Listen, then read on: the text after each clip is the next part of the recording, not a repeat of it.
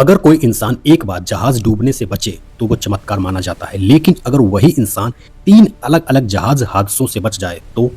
ये कहानी एक ऐसी लड़की की है जिसने मौत को 3 बार धोखा दिया। उसका नाम है वायलेट जेसॉप। वायलेट जेसॉप का जन्म अर्जेंटीना में हुआ था। बड़ी होने के बाद वो समुद्री जहाज़ों में स्टुअर्ड्स के रूप में काम करने लगी। स्टुअर्ड्स मतलब यात्रियों की देखभाल करने वाले कर्मचारी। उसे बड़े-बड़े लग्ज़री जहाज़ों पर नौकरी मिलने लगी।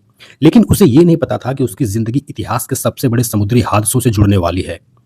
1911 में वो एक बड़े जहाज़ पर काम कर रही थी। उसका नाम था आरएमएस ओलंपिक। एक दिन वो जहाज़ अचानक एक युद्धपोत से टकरा गया। हादसा बहुत बड़ा था, लेकिन किस्मत से जहाज़ डूबा नहीं और वायलेट बच गई। उसे लगा कि ये बस एक बुरा अनुभव था, लेकिन असली कहानी अभी बाकी थी। दूसरा हादसा हुआ 1912 में। उसे दुनिया के सबसे बड़े जहाज़ में नौकरी मिली थी। उस जहाज़ का नाम था आरएमएस टाइटैनिक। ये जहाज़ इतना विशाल था कि लोग कहते थे इसे कोई नहीं डुबा सकता। लेकिन 14 अप्रैल 1912 की रात जहाज़ एक आइसबर्ग से टकरा गया। कुछ ही घंटों में टाइटैनिक समुद्र में डूबने लगा। चारों तरफ अफरा तफरी मच गई। लोग लाइफ बोट से भाग रहे थे। वायलेट जोसेफ को भी एक लाइफ बोट में बिठा दिया गया और कुछ घंटों बाद वो समुद्र के बीच जिंदा बच गई। अधिकतर लोग इसके बाद जहाज़ों पर काम करना छोड़ देते हैं, लेकिन वायलेट ने हार नहीं मानी। कुछ साल बाद उसने फिर से एक जहाज़ को ज्वाइन किया, एचएमएचएस ब्रिटैनिक।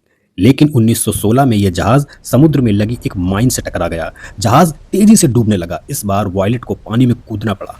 पानी में गिरते समय उसका सिर भी चोटिल हुआ, लेकिन फिर भी वो जिंदा बच गई। तीन बड़े समुद्री हादसों से बचने के कारण लोग उसे कहते थे मिस अनसिंकेबल। वायलेट जोसेफ ने बाद में लगभग 40 साल तक जहाज़ों पर काम किया और उसकी कहानी आज भी इतिहास की सबसे अविश्वसनीय सच्ची कहानियों में गिनी जाती है।